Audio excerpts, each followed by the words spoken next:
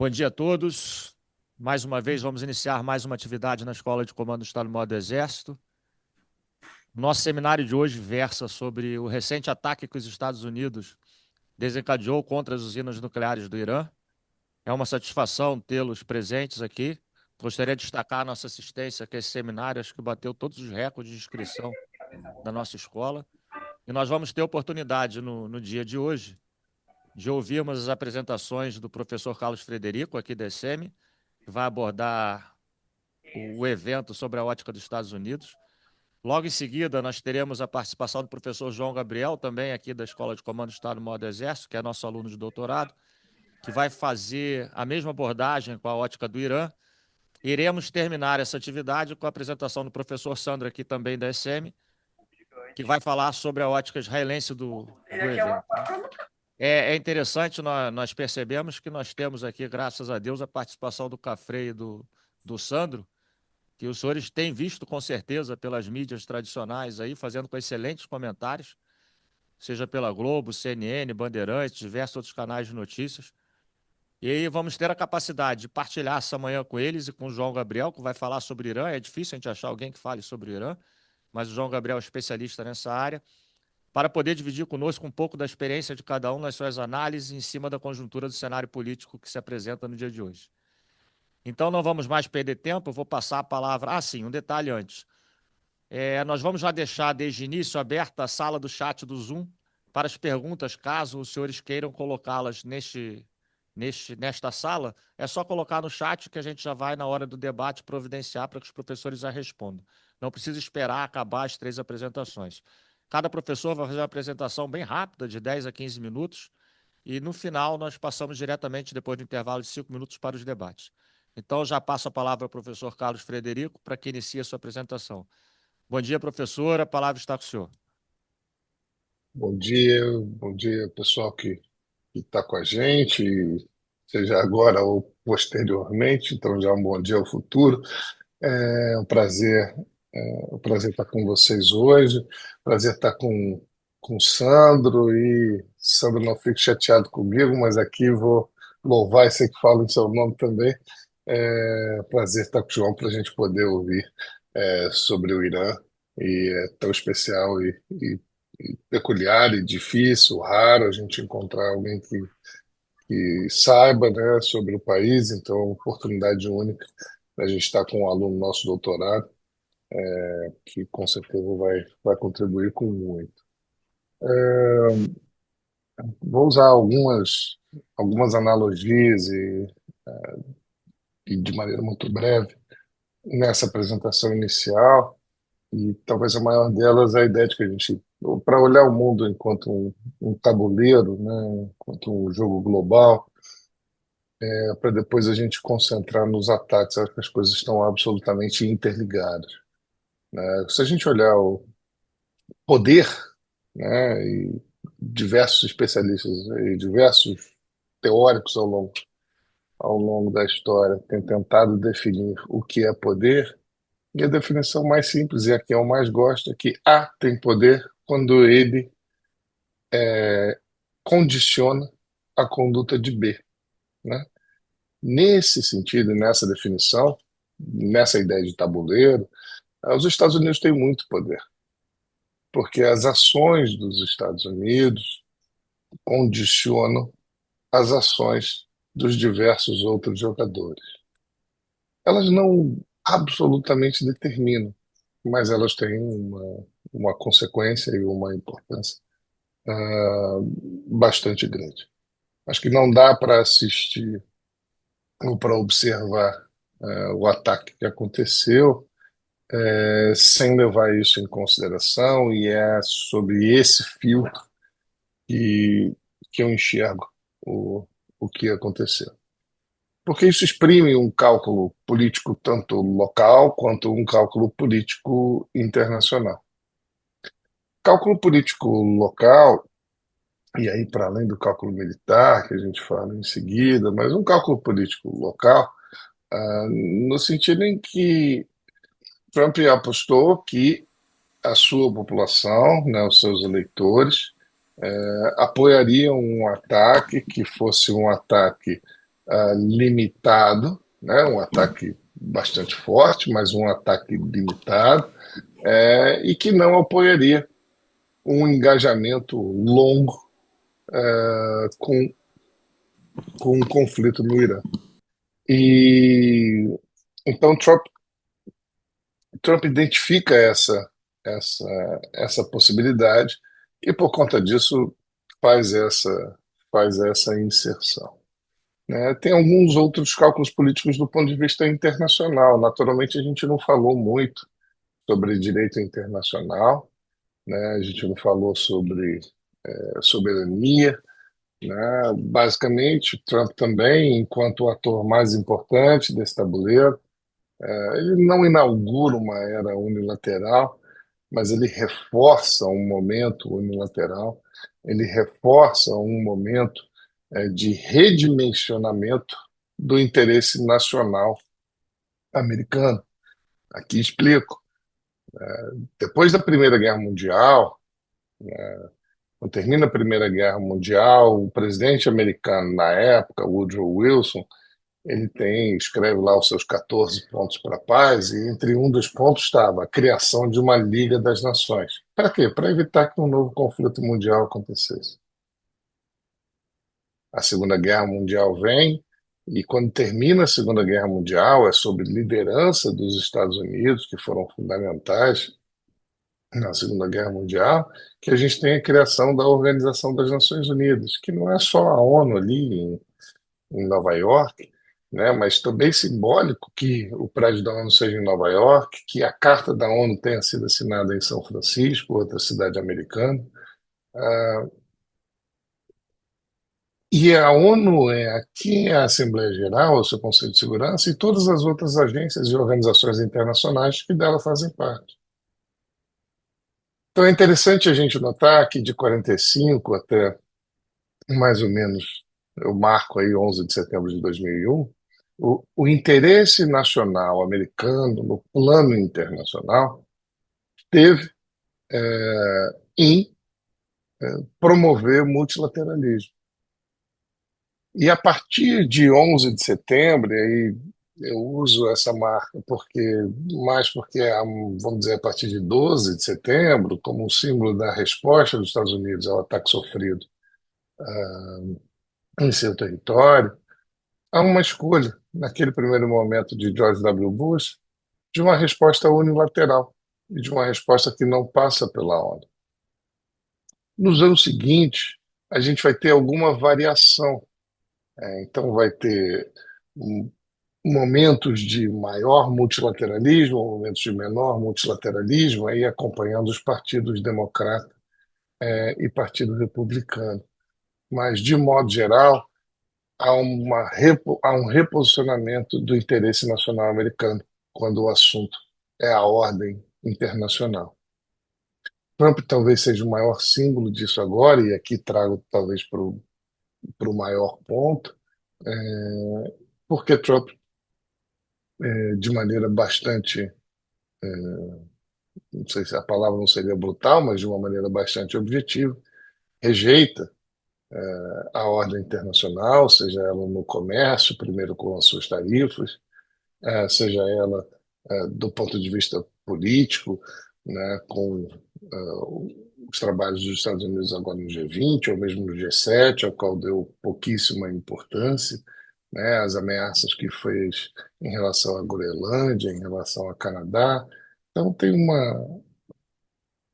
uma posição muito clara de reposicionamento do interesse nacional, do qual o ataque no Irã faz parte, né, e do qual também a aliança com Israel também faz parte. Então, pode parecer talvez um argumento professoral demais, em que estamos falando sobre o ataque e a gente está falando sobre a ordem internacional, mas eu não consigo enxergar esse ataque senão como resultado de uma nova política e um novo posicionamento dos Estados Unidos no plano internacional, em que ações unilaterais serão realizadas sem maiores preocupações com as reações externas. Claro que há um ponto aí de preocupação, uma vez que numa ordem internacional sem ordem, em desordem, em imprevisibilidade, quiçá caótica, né? Vivemos aí 12 dias um tanto caóticos quanto, inclusive, posicionamentos do governo americano, e aqui foco no governo americano. Essa imprevisibilidade gera insegurança, e essa insegurança pode ser geradora de um maior número de conflitos. Eu tenho repetido aonde tenho ido, né, que vivemos, de acordo aí com o Instituto para a Paz, o maior número de conflitos desde 1946. Então, a minha maior preocupação é que esse conflito seja só um ponto entre vários outros conflitos que estão por ocorrer e que outros países, enxergando a posição, a nova posição desse jogador no tabuleiro global, optem por optem, perdoem a redundância, né, por alternativas similares, né, e também por ações e respostas unilaterais, gerando assim maior desordem num mundo já em transformação. Do ponto de vista militar, acho que talvez Sandro ou o João vão falar um pouquinho mais sobre isso. Do ponto de vista dos Estados Unidos, uma vez que Israel conseguiu atacar sem maior defesa por parte do Irã, para os Estados Unidos, acho que o cálculo militar ficou bastante resolvido e tranquilo, no sentido de que poderia fazer o mesmo. Eu vou parar por aqui para deixar mais tempo para o nosso debate, o nosso diálogo, mas agradeço desde já a oportunidade. Bom dia, eu sou o João Gabriel, sou doutorando no programa de pós-graduação em Ciências Militares da SM, também sou bolsista CAPES, também sou membro do Núcleo Brasileiro de Estratégia e Relações Internacionais. E pesquisador também no Núcleo na Avaliação da Conjuntura. Eu vou abordar um pouco mais a visão dos acontecimentos das últimas semanas pela ótica iraniana, né? Mas antes disso, abordando aqui inicialmente, a gente tem que compreender o que é a República Islâmica do Irã, principalmente após a Revolução de 1979, né? Esse país teve uma forte influência do xismo dentro do Estado e das suas estratégias, por assim também. Desde esse período, a gente pode observar uma série de ameaças à segurança iraniana em diferentes áreas e diferentes atores realizando essas ações, como certos grupos armados, sejam internos ou externos. Por exemplo, a gente tem algumas ações, por exemplo, do Estado Islâmico contra os interesses iranianos. Além disso, tem alguns países também que realizam ações que afetam a segurança iraniana e que levam o Irã a ter essa preocupação nos seus objetivos. Desses países podem ser tanto países do Ocidente, como os Estados Unidos, como Israel, ou um histórico rival também regional, como a Arábia Saudita também, que Irã observa afetando parte das suas estratégias. O Irã também tem algumas ações instáveis com o Ocidente, né? Principalmente uma crescente desconfiança das suas ações do Ocidente com as estratégias iranianas. Parte dessas ações são principalmente por causa das sanções econômicas, que impõem um significativo prejuízo contra as estratégias iranianas em diferentes períodos. Além disso, o Irã também sente segurança devido à presença de bases militares, por exemplo, dos Estados Unidos ao redor do Irã, principalmente perto da sua fronteira. E ações dos Estados Unidos contra seus interesses, por exemplo, a gente pode ser observado as ações que levou à morte do general Soleimani em 2020, é uma ação dos Estados Unidos contra uma importante liderança militar do Irã, ou também outras ações também contra os aliados iranianos de diferentes partes do Oriente Médio. Além disso, a gente também observa o Irã tendo interesse de formar algumas parcerias com China e Rússia, interesses econômicos, principalmente China tem o interesse, principalmente na parte energética iraniana. Militares, a gente observa também a cooperação iraniana com a Rússia em diferentes áreas, caso principalmente a defesa. Energético, além da questão de petróleo e gás, também a questão energética do próprio programa nuclear, que esses países auxiliaram e ajudaram o Irã no próprio desenvolvimento do programa nuclear do país. Mas abordando especificamente aqui um leve histórico dos últimos meses, pode ser também anos, a crescente rivalidade entre Israel e Irã, principalmente novamente após a Revolução de 79, né, essa Revolução Islâmica. São adversários históricos, eles podem observar principalmente sendo intensificado após os eventos do G7 de outubro, uma crescente estabilidade regional entre esses atores, que isso aliados deles. Por exemplo, a gente pode observar no Líbano ações contra o Hezbollah, com o importante aliado iraniano, Israel combatendo esse grupo, na faixa de Gaza, como Hamas, Cisjordânia e Iêmen, por exemplo, os Houthis, que até o presente momento também realizam suas operações contra Israel e parte de seus aliados. Também existe certa estabilidade no Iraque e Síria. Síria, principalmente, antes do período, sendo destacado aqui em relação a Israel e Irã, principalmente antes da queda do regime de Bashar al-Assad.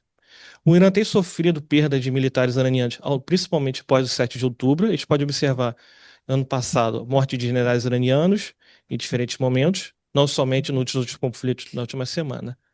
Parte das estratégias do Irã vem numa lógica de defesa dos seus interesses, defesa da sua própria segurança, através da formação de alianças com diferentes atores no Oriente Médio, né? Que o Irã dá o nome e seus alianças de eixo da resistência. A gente pode observar aqui no mapa, antes, opa, passando aqui no mapa, antes antes desse período, a influência iraniana em diferentes países do Oriente Médio, como no Iraque, Síria, Líbano, faixa de Gaza, Cisjordânia e Iêmen, essa estratégia iraniana de expansão de influência que levou a crescer de estabilidade, principalmente após os eventos do 7 de outubro. Mas abandonando principalmente o programa nuclear iraniano, né? Ele teve início no período do regime de Reza Pahlavi, com apoio inicial do Ocidente, porém esse apoio foi suspenso, sendo interrompido após a Revolução de 79, nessa Revolução Islâmica. O Irã conseguiu desenvolver seu programa nuclear e os equipamentos necessários para o funcionamento das instalações e o avanço dele, porém em 2002 ocorreram denúncias de instalações não declaradas à Agência Internacional de Energia Atômica, o que levou a temores de diferentes países e atores nas intenções iranianas de não ser somente um programa de energia civil, mas tendo alguns fins militares.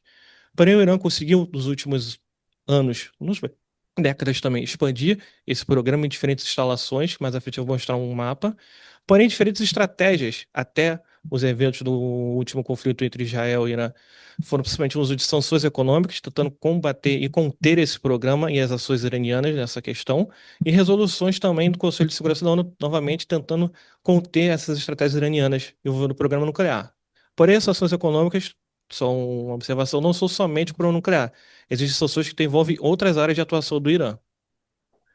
Aqui são alguns alvos que já existiam mas conseguem observar como o programa nuclear iraniano está espalhado no seu território, não tendo somente algo centrado em determinadas regiões.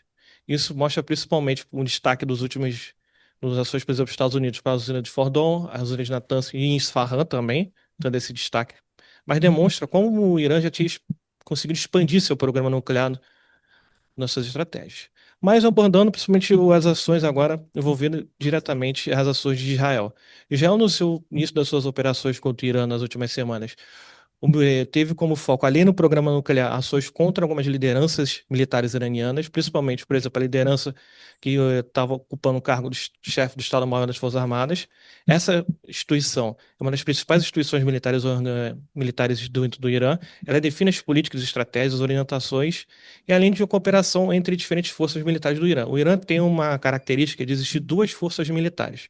Uma vista principalmente mais convencional, regular, possuindo sua força terrestre, marinha, forças de defesa aérea e força aérea, e uma outra força também principal, que é o Corpo da Guarda Revolucionária Islâmica, tendo suas próprias características internas também.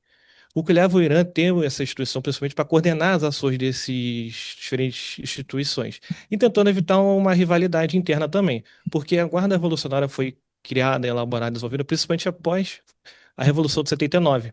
Já as Forças Armadas consideradas como convencionais já haviam anteriores no período do Shah. Então o Irã teve essa preocupação de possíveis rivalidades internas dessas instituições.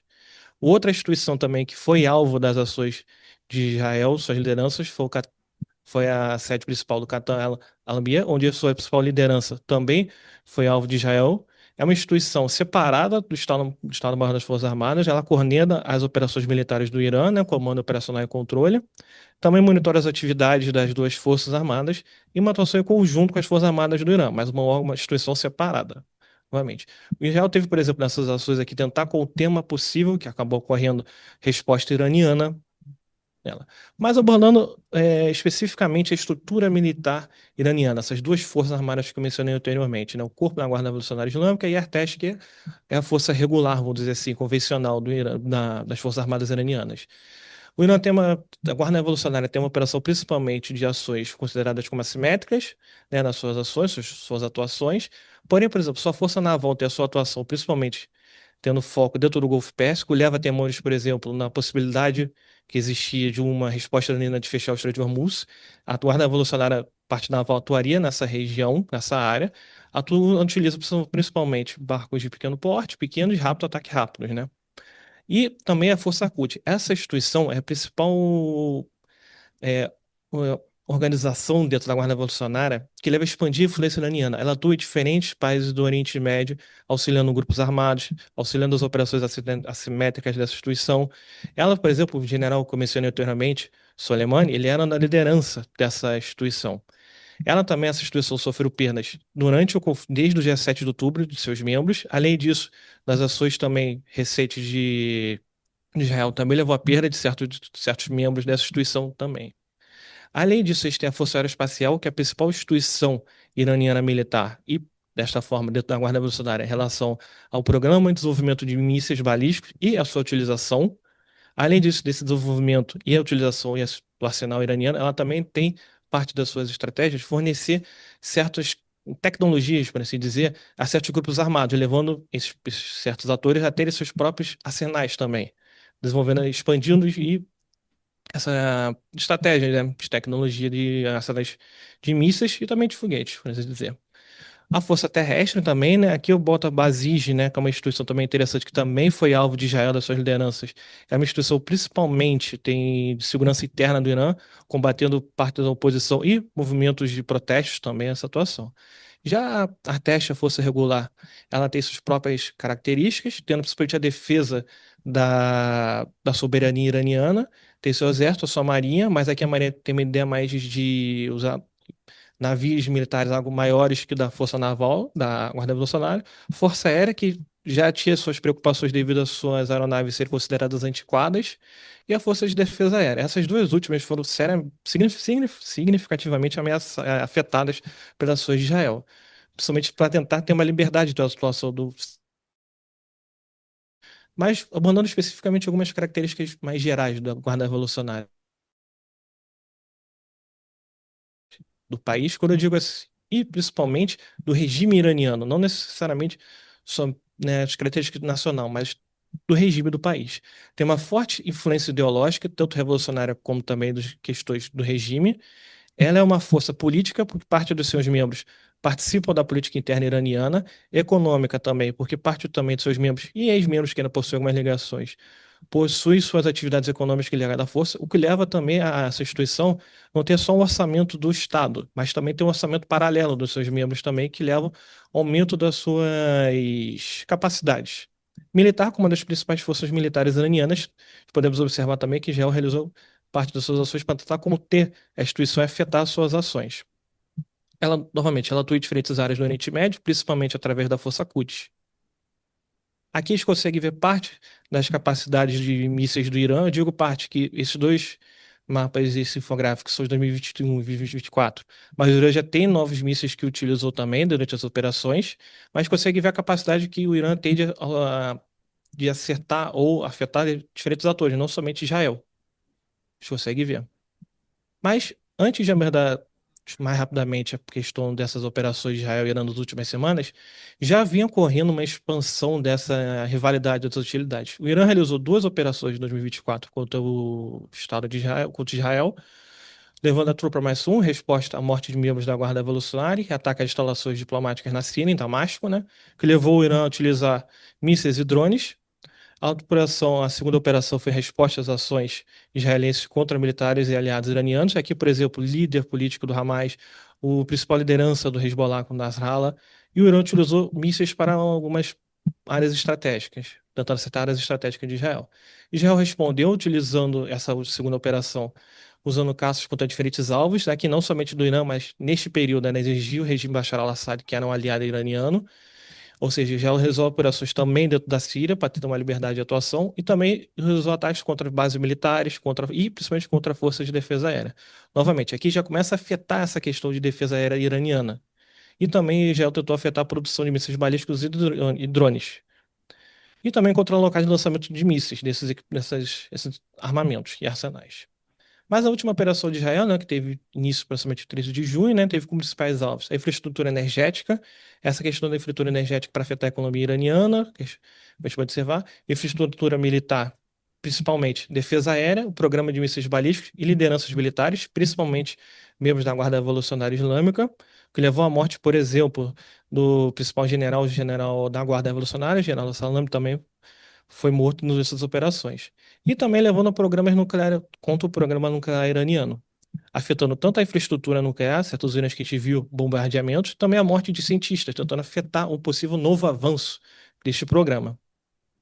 O Irã respondeu a essas ações utilizando as estratégias de ondas de mísseis e drones, mais de 20 realizando, utilizando diferentes tipos de mísseis que, segundo a mídia iraniana, por exemplo, foi utilizado Fatar-1, que é um míssil, segundo a mídia iraniana, hipersônico, Remad, entre outros tipos. E também utilizou diferentes tipos de drones para tentar realizar suas operações, tendo como alvo, segundo a mídia iraniana, bases militares, a infraestrutura estratégica e parte do serviço de inteligência também. Essa expansão de instabilidade e aumento das hostilidades levou também à operação dos Estados Unidos, o uso de diferentes aeronaves, mas tendo destaque principalmente para o bombardeio de B-2 B-2, utilizando armamento da bomba que foi mencionada muito na imprensa Bunker Buster, né, contra principalmente a usina de Fordon, e também mísseis Tomahawk disparados de um submarino também, segundo parte da mídia, tendo como principais alvos a usina de Fordon, Natanz e Isfahan. O Irã respondeu com um ataque dessas ações consideradas limitares, com um ataque também limitado. Disparo de mísseis contra uma base aérea dos Estados Unidos no Catar, o que levou também a um cessar-fogo nesse período, né? Um anúncio dos Estados Unidos logo após as operações do Irã. Porém, esse cessar-fogo do início, os Estados Unidos acusam ambos os lados de cometerem violações. Porém, eles conseguem observar nos últimos dias que nós já tem respeitado, né? Pondo fim, por exemplo, a um conflito. Porém, as ameaças de ambos os lideranças dos países continuam entre eles, essas hostilidades, e ambos os lados declarando vitória dessa maneira. Aqui algumas considerações finais, né, que eu abordo, principalmente preocupações do Irã, né, com o objetivo dos Estados Unidos sendo um objetivo deles de possível mudança de regime do país, que levou a temores de possíveis mortes, por exemplo, do líder supremo e ameaças contra essas lideranças. O Irã tem sofrido agora, principalmente, com a significativa vulnerabilidade, principalmente pela força de defesa aérea ter sido prejudicada pelas ações Israel e a sua força aérea. Perda de importantes equipamentos militares, aqui quando eu digo, além de aeronaves também, por exemplo, certos lançadores de mísseis, que Israel conseguiu realizar ações para destruí-los, morte também de suas lideranças militares, de diferentes instituições sofreram, e perda também da parte da infraestrutura estratégica. Quando eu digo aqui, por exemplo, usina de nuclear, parte da sua infraestrutura de produção tem relação com esse programa nuclear, parte da produção de mísseis também, e além dos próprios equipamentos também. O Irã demonstrou, né, parte da sua capacidade de mísseis balísticos, né, sofrendo as ações também, as interceptações dele, mas conseguiu acertar uns alvos de Israel, e além disso, os mísseis também têm sofrido devido ao nível de lançadores que já conseguiu acertar. O Irã demonstrou também parte dos seus drones também. O que leva também à questão da situação do programa nuclear iraniano. Ele foi afetado pelas ações dos Estados Unidos e de Israel, porém ele ainda se mantém. O Israel conseguiu realizar a perda de cientistas também, é uma forma de se observar, conter um possível novo avanço, mas ainda existe o programa nuclear iraniano sendo seriamente afetado. Outras preocupações é a expansão das instabilidades regionais, que a gente consegue observar principalmente desde o 7 de outubro se expandindo, tendo um dos seus principais períodos agora desse conflito esse último conflito entre Israel e Irã. E também tem importante observar como vai ser essa manutenção desse cessar-fogo. Por ambos os lados, ainda persistindo hostilidades entre eles, e ambos os lados declarando vitória. Como vai ser esse cessar-fogo, se vai persistir, se manter. Aqui algumas considerações, algumas referências que eu utilizei para desenvolvimento da apresentação. Obrigado pela atenção. Também fico aberto a perguntas na fase de debate. Obrigado. Cabe a mim agora fazer a última das falas dessa fase primeira do nosso seminário. É um prazer falar junto com o professor Carlos Frederico e junto com o João, um grande aluno, ótimo pesquisador, e uma ave raríssima, um pesquisador de Irã no Brasil. Acho que é algo que deve ser sempre valorizado e considerado. Mas aqui a ideia é um pouco trazer para vocês algumas considerações estratégicas do Estado de Israel e de como ele e de como ele percebe esse conflito com o Irã. Para alguns, o conflito foi iniciado no dia 13 de junho desse ano, com os ataques israelenses contra instalações no Irã relacionadas ao programa nuclear e contra lideranças iranianas. Mas, na verdade, é fruto de um longo processo de desgaste entre Israel e o Irã desde a Revolução Islâmica. Então, desde a Revolução Islâmica, Israel e Irã vêm experimentando crescentes níveis de animosidade, e isso vai fazer com que, na virada do ano 2000, o principal alvo de preocupações israelenses de segurança seja o Estado iraniano.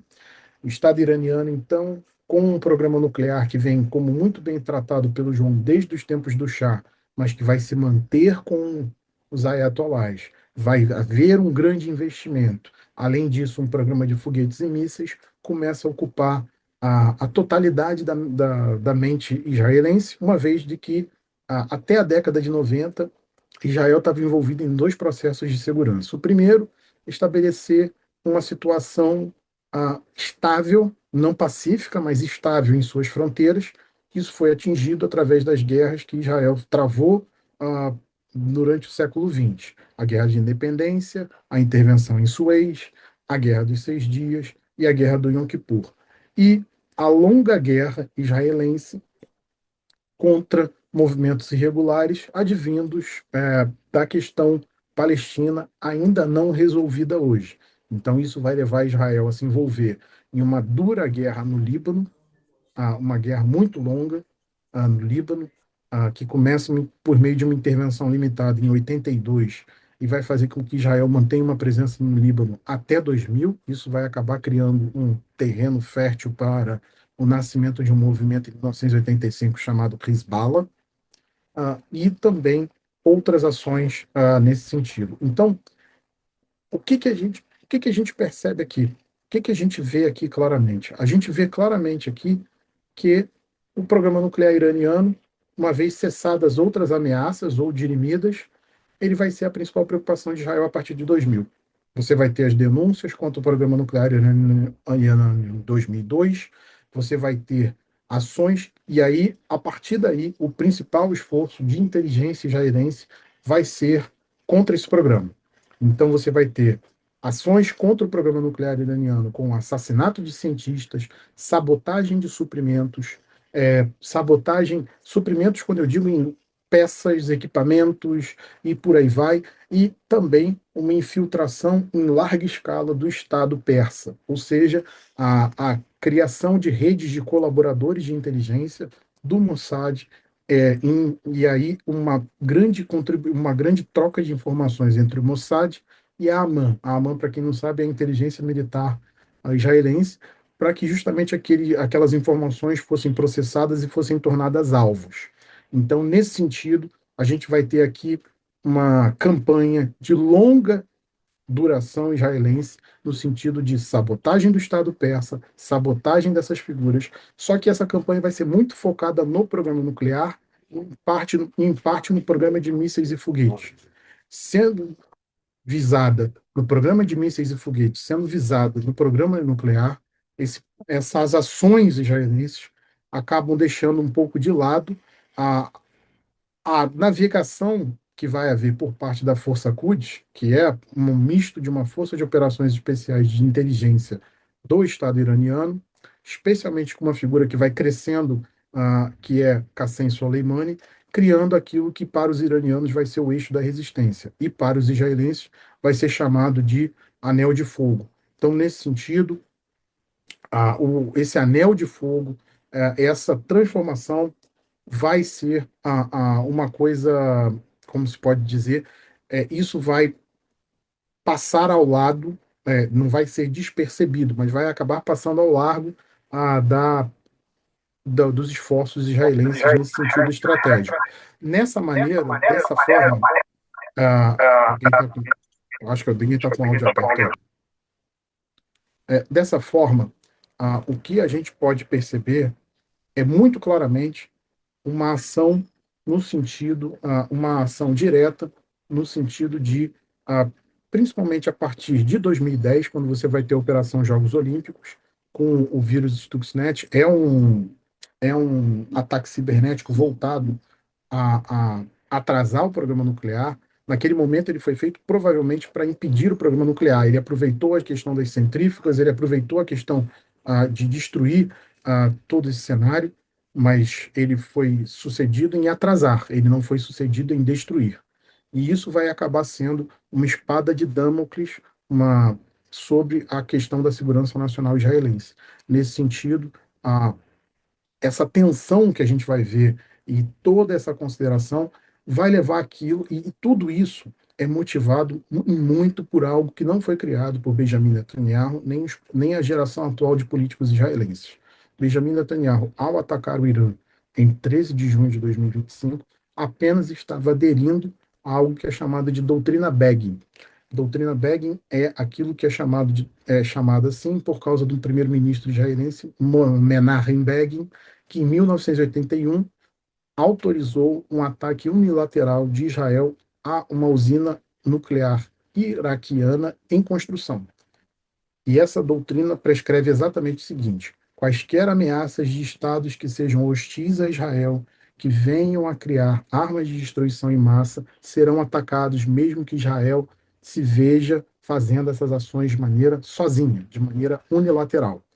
Isso, antes do ataque ao Irã, a gente teve dois exemplos desse ataque, da aplicação dessa doutrina. O próprio ataque ao reator nuclear de Osirak, em 1981, também com elementos de força aérea, e, em 2007, a operação contra a construção de um reator nuclear sírio, que foi a operação Outside the Box, feita contra a tentativa de um programa nuclear sírio por parte de Bashar al-Assad. Então, em 2007, a gente teve uma grande destruição utilizando poder aéreo, e você teve esses dois precedentes. Pode-se discutir aqui sobre a legalidade ou não, do ponto de vista do direito internacional, mas o fato é de que há uma decisão muito clara no sentido, uma visão estratégica muito clara por parte do Estado de Israel de entender que Israel não deixará que um ator regional que seja declaradamente hostil a ele possa adquirir alguma capacidade de alguma arma de destruição em massa. Não se trata apenas de um programa nuclear, também um programa químico, também um programa biológico, também estão nesse cenário. Então, dessa maneira, a gente vai ter todo esse construto para um ataque ao Irã. E o primeiro semestre de 2025 era a janela de oportunidade, na visão dos israelenses, para fazer um ataque ao Irã. Era a janela de oportunidade porque a Rússia, que é uma aliada histórica iraniana e fornecedora de armas ao Irã, encontra-se completamente consumida pela guerra na Ucrânia. Os chineses, por outro lado, não são atores que têm intervido militarmente em favor de aliados, não tem esse histórico. Então, Israel entendia, na sua consideração de segurança, ao lançar um ataque que faria muito claramente, colocaria-se muito claramente ali, como se pode dizer, não haveria uma reação russa e uma reação chinesa que não fosse diplomática. E o fato da assunção de Donald Trump à presidência americana acaba também mostrando a Israel um presidente que aprovaria completamente a ação, desde que Israel soubesse transmitir a mensagem em termos que convença Trump. Trump não é um presidente de guerras, Trump não é um presidente que visa guerras. Todo o discurso dele relacionado ao ataque ao Irã é no sentido de dizer que ele está encerrando a guerra entre Israel e Irã. Então, houve uma movimentação muito forte dos bastidores do primeiro-ministro israelense, do Benjamin Netanyahu, e do seu assessor de assuntos estratégicos, uma pessoa pouco conhecida para aqueles que não estudam Israel, que é o Ron Dermer, e os dois colocaram muito claramente uma pressão nas costas do Trump, dizendo: olha, você vai ser o presidente americano, que muito provavelmente vai deixar Israel sozinha na questão de segurança. E como é que você vai lidar com isso? E aí começaram a trabalhar o Trump no sentido de dizer: olha, você tem o poder de mudar tudo isso, e você tem o poder de resolver essa questão, uma vez que Israel, com todos os esforços de inteligência que possuía, com todos os esforços de sabotagem, se deparou diante de uma realidade inegável. Israel não tinha capacidade militar de destruir Fordow, a não ser que Israel colocasse a opção mais arriscada possível, que foi ventilada e estudada, que é uma ação de comandos, ou seja, uma ação de forças de operações especiais nas instalações em Isfahan, em Natanz e Fordow, no qual haveria um grande risco de você ter forças ali que ali ficariam, ali morreriam e talvez não pudessem ser retiradas, ou no jargão militar, exfiltradas. Então, nesse cenário, o que a gente observa aqui é que Israel tomou uma decisão de um ponto de não retorno, uma vez que ela olha para o programa nuclear como um ponto de não retorno, e e fez o seu ataque. Ao fazer o seu ataque, todas as redes de colaboração de inteligência foram levantadas e todos os alvos foram feitos. E essas redes de colaboração, inclusive, você tem já aparecendo na grande imprensa uma reportagem do Washington Post mostrando uma ligação entre um oficial de inteligência israelense e um general iraniano, no qual você teve tentativas de fazer com que lideranças do regime desertassem, gravassem vídeos contra o regime e aceitassem se bandear para o lado, até aceitar se colocar do lado israelense ou do lado de uma oposição ao regime dos ayatolás. Dessa maneira, o que a gente viu aqui é e as ações dos 12 dias foram uma campanha muito clara voltada à liderança. Depois houve um flerte com a ideia de uma mudança de regime, mas, obviamente, alguém deve ter dito à liderança israelense que atores externos ao Irã, falando em mudança de regime, são algo que acaba gerando um efeito na população, por mais que ela não goste do regime dos ayatolás, um fenômeno de se reunir em torno da bandeira. Ou seja, por causa justamente de que o Irã teve uma traumática mudança de regime na década de 50 do século XX, feita por agências de inteligência ocidentais, que foi a Operação Ajax, feita pelo MI6 britânico com o apoio da CIA dos Estados Unidos. Então, isso acaba sendo um trauma coletivo fortíssimo no Irã até os dias atuais. Então, e acabou sendo um presente para o regime que utilizou isso em suas ações de informação, em suas ações de propaganda voltadas para a população e para o público do Oriente Médio. Olha, eles estão tentando mudar o regime, não é um ator confiável, não é um ator que se pode confiar.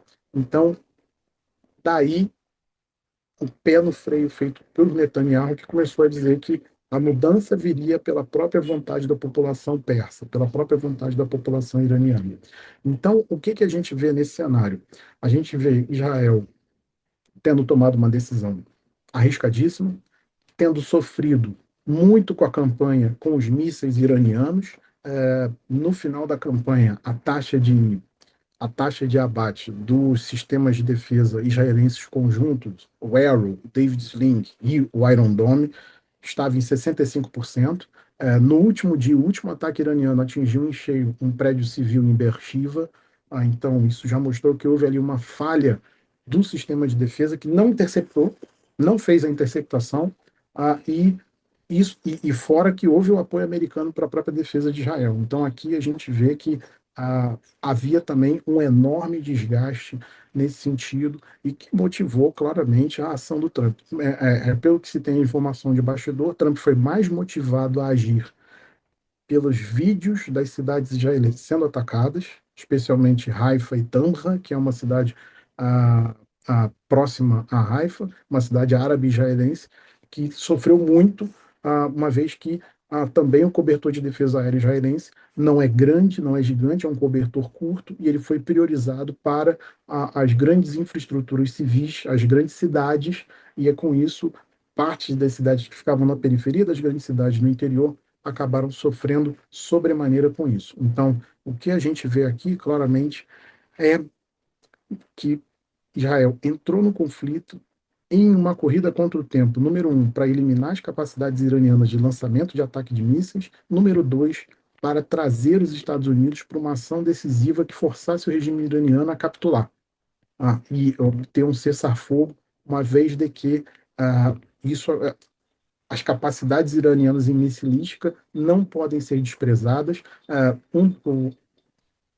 Um dos mísseis que foi falado pelo João, que é o Raj Qassem, ele tem uma variante que é o Khorram Shah. É um míssil que tem capacidade de lançar 20 ogivas ao mesmo tempo em diversas direções. Esse míssil atingiu uma série de alvos civis em Haifa. Isso causou um problema enorme na opinião pública israelense.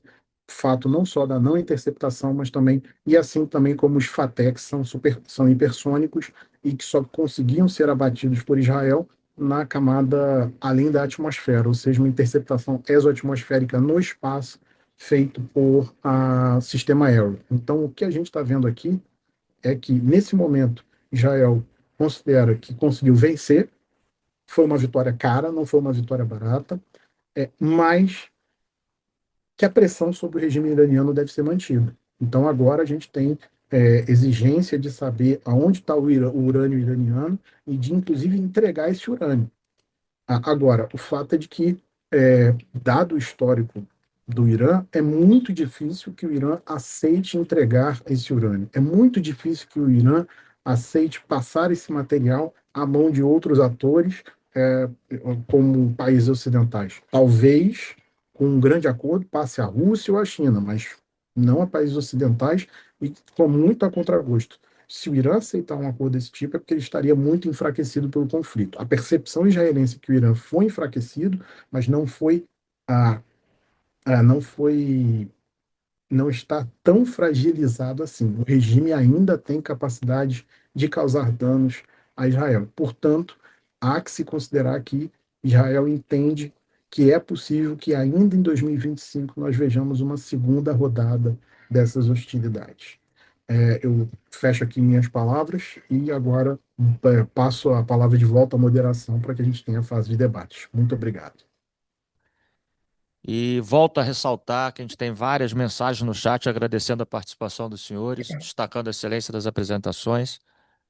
E eu começo com a primeira pergunta, que diz o seguinte: jornais como The Guardian e a própria BBC haviam afirmado que o programa nuclear iraniano estava longe de conseguir produzir armas nucleares.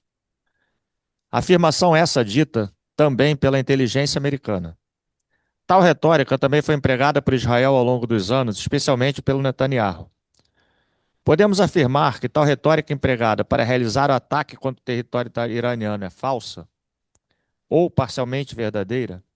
Há espaço para uma comparação com relação à invasão ao Iraque, ocorrida antes, sob a premissa da existência de armas nucleares em seu território? Então vamos seguir a ordem. Eu começo pelo Cafré e passo para o João e depois para o Sandro, por favor. Vamos lá, tentar responder brevemente para a gente poder responder o máximo possível. Acho que a gente tem que ficar confortável que tem algumas coisas que não jamais saberemos e jamais saberemos, ponto. Então, o que que a gente sabe? Em março, a diretora nacional de inteligência, Tulsi Gabbard, foi ao Congresso americano e disse que o Irã não tinha um programa nuclear militar ativo.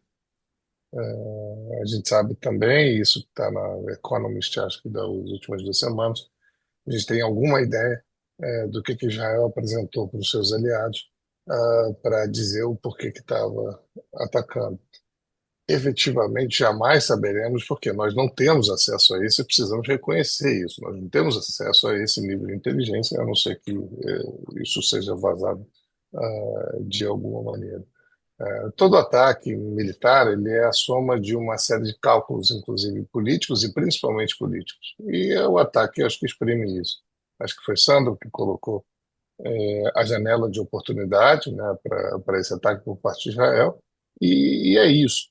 Quer dizer, a justificativa do ataque, e aqui eu estou sendo extremamente pragmático, ela chega a ser secundária diante dos cálculos políticos militares que são realizados. Professor João Gabriel, por favor.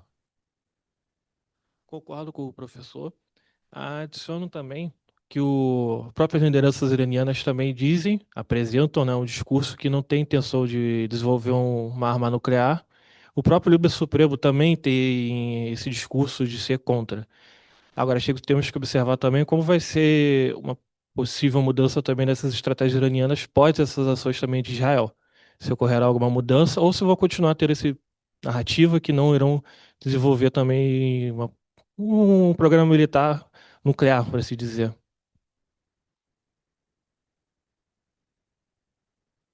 Pode seguir, Sandro. Olha, eu não vou aqui entrar no ponto de ser defensor da decisão do Netanyahu, não. Eu coloco para responder essa pergunta que há uma doutrina, que é a doutrina Begin. É, Ao mesmo tempo que o Irã diz que não quer um armamento nuclear, ele enriquece o urânio a 60%, que é mais do que qualquer aplicação civil.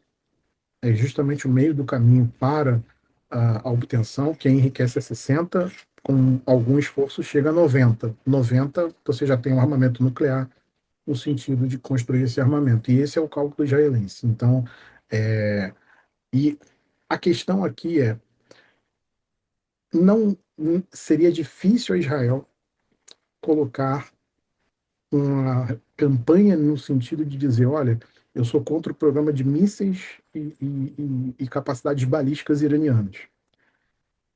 Isso não é uma coisa que seria tão abraçada pela comunidade internacional, nem pelos Estados Unidos, mas o programa nuclear, sim.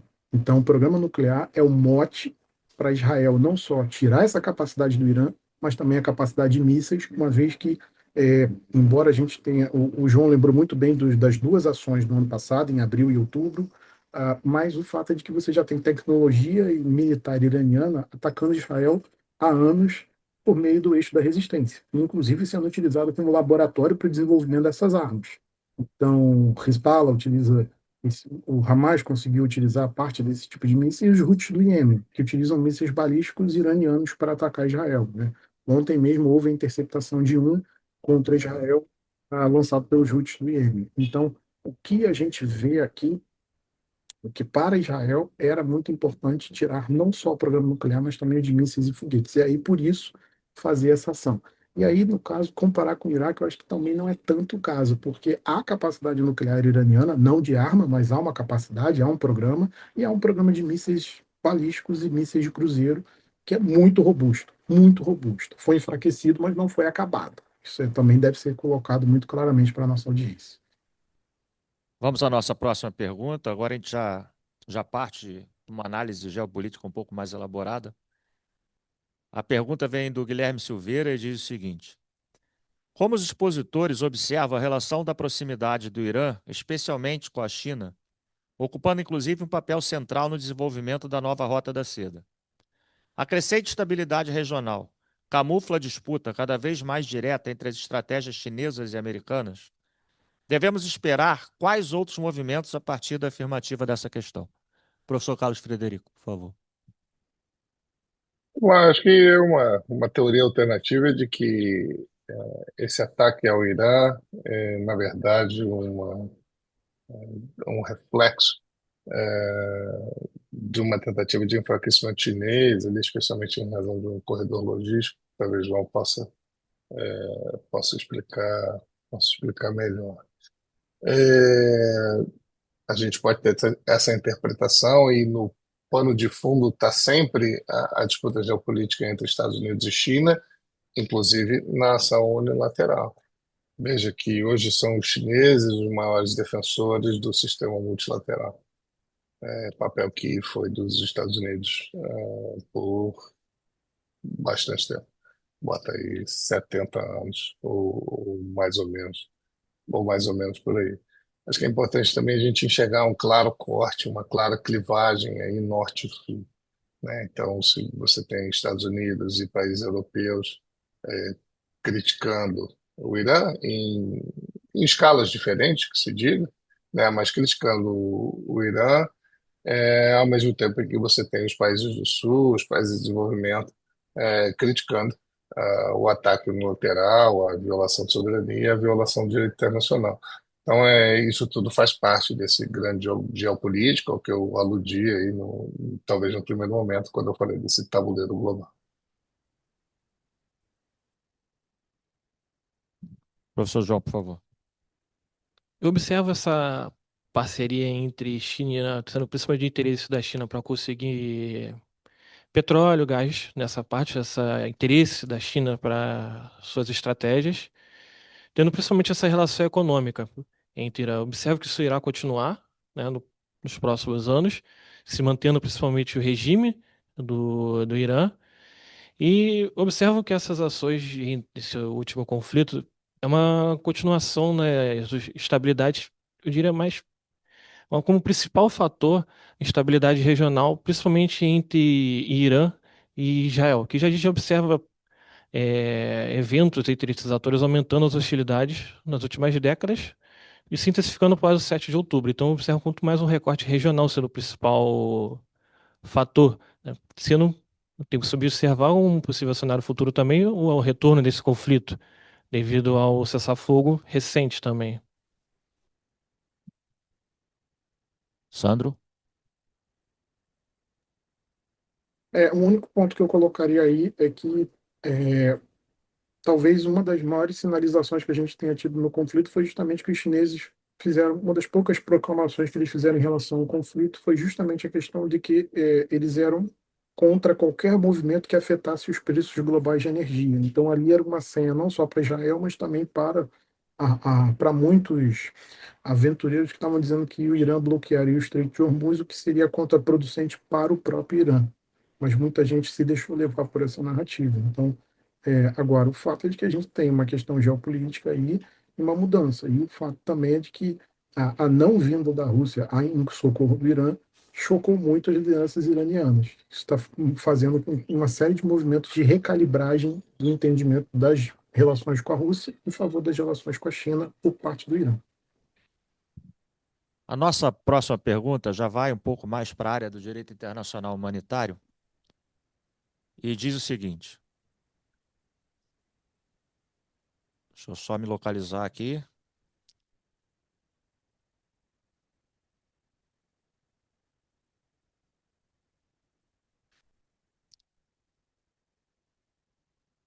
Sim. Com relação ao que é previsto nas declarações do direito internacional humanitário, e podemos afirmar que o ataque de Israel ao Irã e o sucessivo ataque também dos Estados Unidos às usinas nucleares do Irã podem ser colocados como lesivos a esse direito internacional humanitário? Professor Carlos Frederico. Acho que de maneira objetiva, acho que sim, mas ao mesmo tempo em que o outro lado da moeda é que o direito internacional tem sido absolutamente irrelevante, e me dói dizer isso enquanto professor de direito internacional, mas acho que a gente precisa ser transparente. A justificativa de Israel que poderia encaixar no direito internacional seria a ideia de um ataque iminente por parte do Irã, que daria a Israel o direito à autodefesa, né? Os Estados Unidos, naturalmente, não tem não teria sequer essa defesa. Então, nesse sentido, sim, acho que há uma violação do direito internacional, uma violação da soberania do Irã, há uma outra violação de direito internacional quando a gente fala do não cumprimento do Irã do Tratado de Não Proliferação. Então, eu lembro a questão do direito internacional, porque a gente está perdendo qualquer referência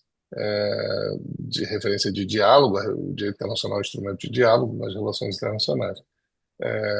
Lembro disso, lembrando que a gente precisa retomar algum mecanismo de diálogo, né? Senão toda a resposta vai ser mais um conflito. Tá? Mas reconheço também que o direito internacional, infelizmente, tem sido absolutamente irrelevante. Eu não acho que Netanyahu ou Trump ou quem quer que seja tenha tomado qualquer decisão com um assessor de direito internacional ao lado deles, dando um parecer se a ação seria legal do ponto de vista internacional ou não. Professor João, por favor. Concordo com o professor também. Eu só adicionaria também, não sou um grande especialista nessa parte, mas de direito internacional, mas principalmente os efeitos no possível bombardeamento, por exemplo, de usinas nucleares também podem provocar para a região também. Quais são os efeitos para o Oriente Médio e para as regiões ao redor também do Irã, né? Como isso pode provocar também. Professor Sandro.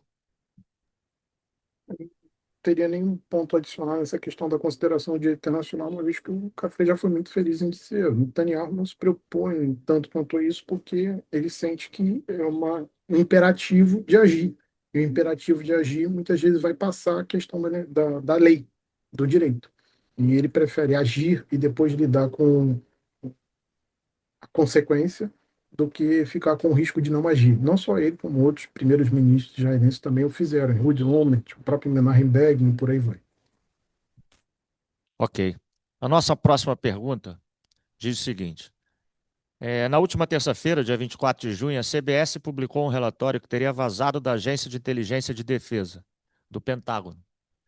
Nesse relatório consta que os ataques dos Estados Unidos contra instalações nucleares do Irã não destruíram o programa nuclear do país e provavelmente apenas o atrasaram por alguns meses.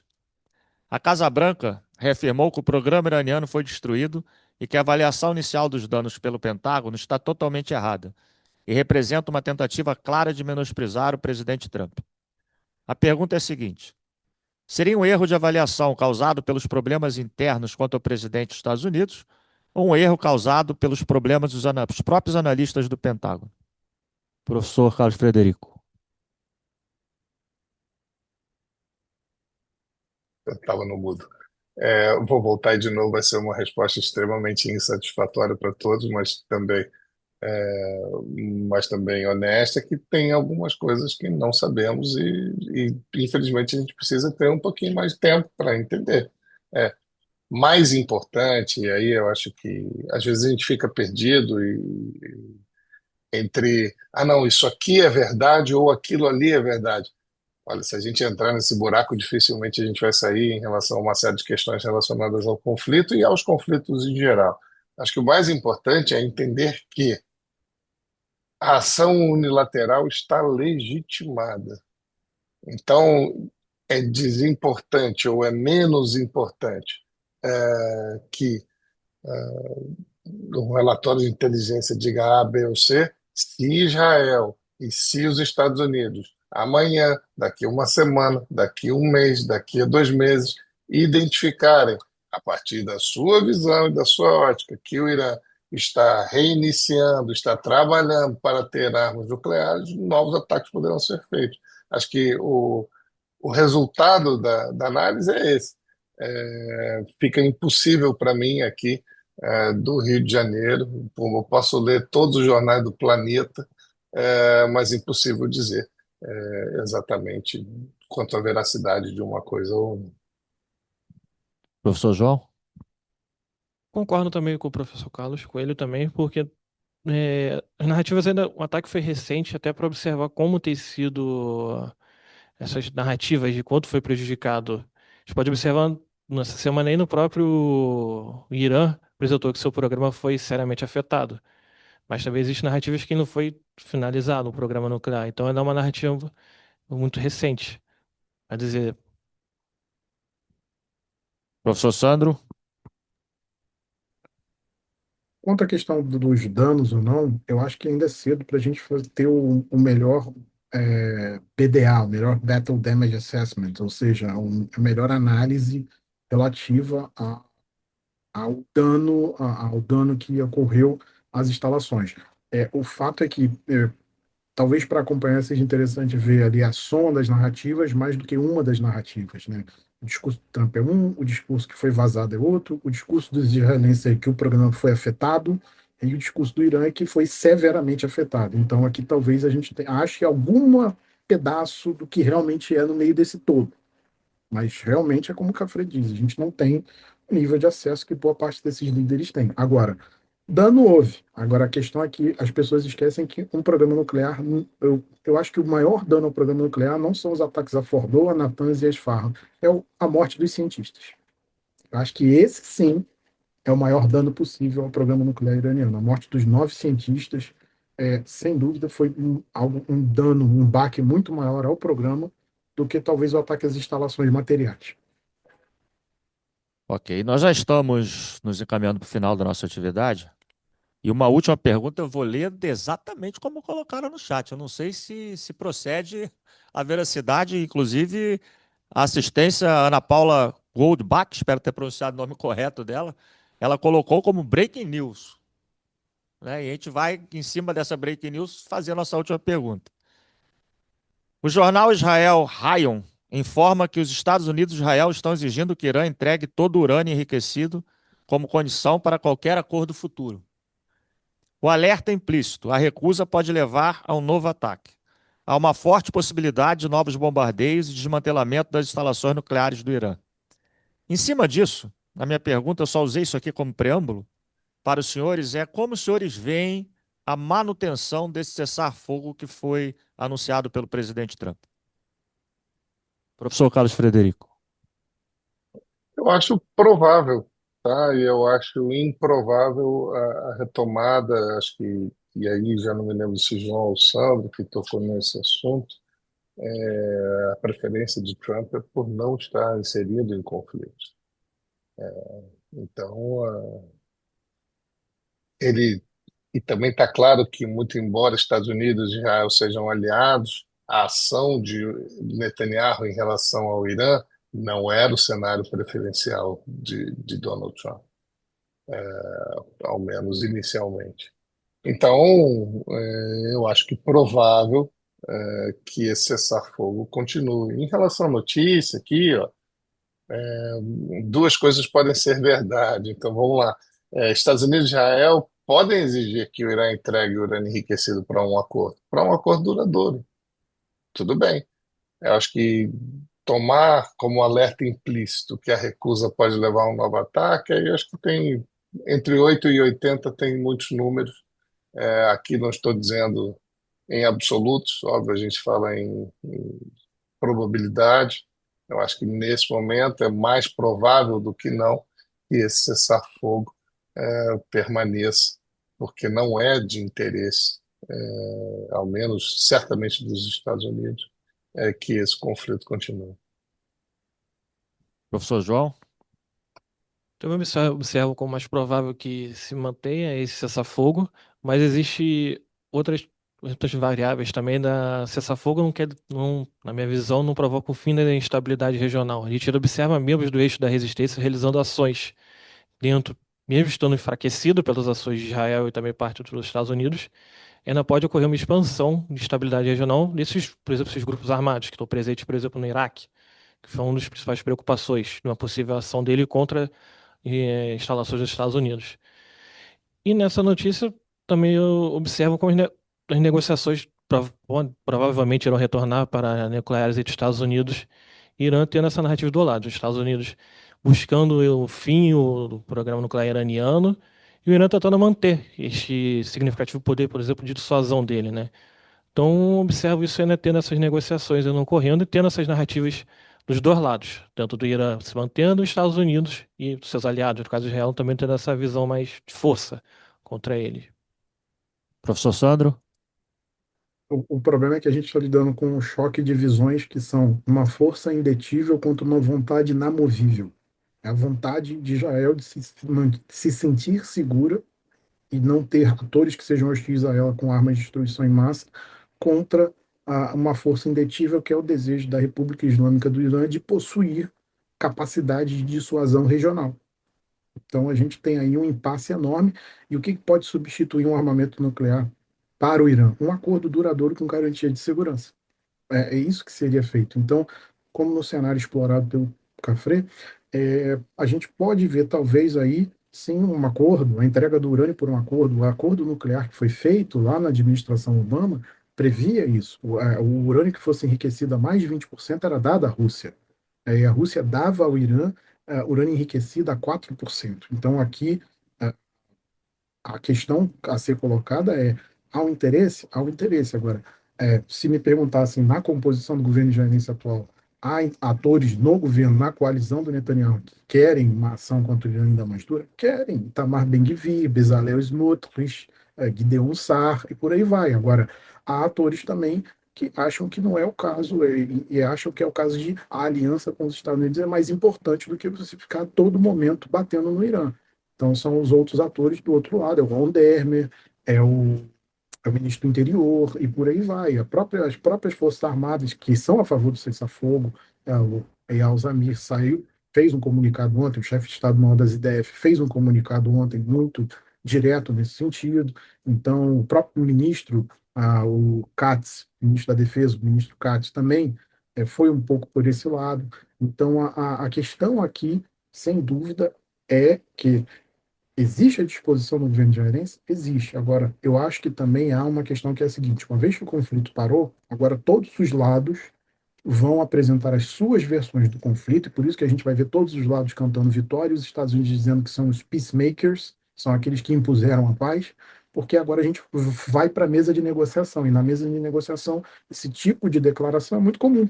É muito comum, é aquela tentativa de criar uma vantagem, no inglês seria aquela leverage da negociação. Então, eu acho que é muito o sentido que a gente está vendo aqui.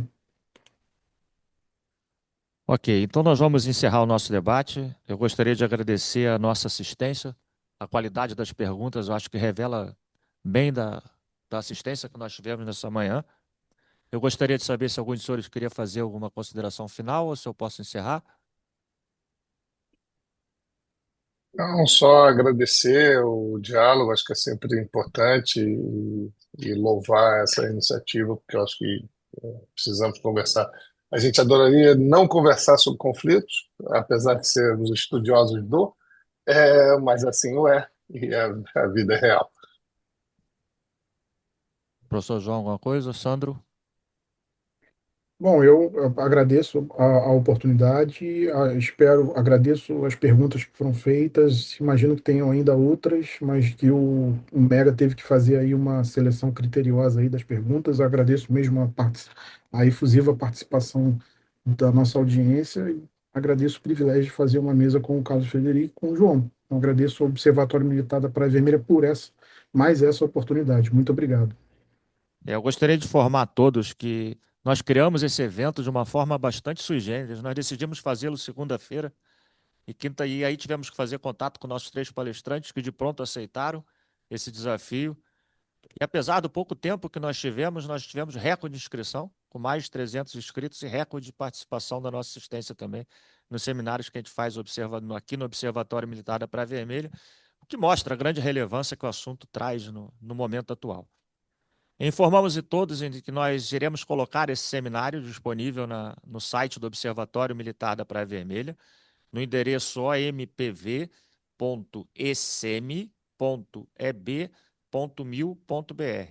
E que logo em seguida, quando terminarmos essas atividades, eu irei gravar com os nossos palestrantes um podcast que também será colocado neste mesmo site sobre o mesmo assunto. Então, em nome do comando da Escola do Estado-Maior do Exército, eu agradeço ao professor Carlos Frederico, ao professor Sandro, ao professor João Gabriel, pela excelência das apresentações, bastante claras, didáticas, que com certeza ajudaram a nossa assistência a entender um pouco mais sobre a problemática que nós debatemos. Da mesma forma que eu agradeço a assistência pela participação constante nos debates e pelos elogios que colocaram os nossos palestrantes no nosso chat. E nós aqui continuaremos da Praia Vermelha observando o que acontece de relevante no Brasil e no mundo. Muito obrigado a todos que participaram dessa atividade e tenham todos um excelente dia.